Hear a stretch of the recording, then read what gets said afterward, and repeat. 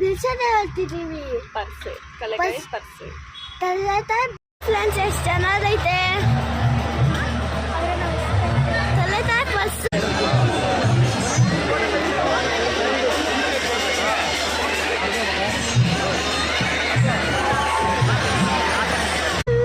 ಲಶ್ಶು ಬೇಜಾರಾಗಿ ಬಂದ್ಬಿಟ್ಲಿಲ್ಲ ಫ್ರೆಂಡ್ಸ್.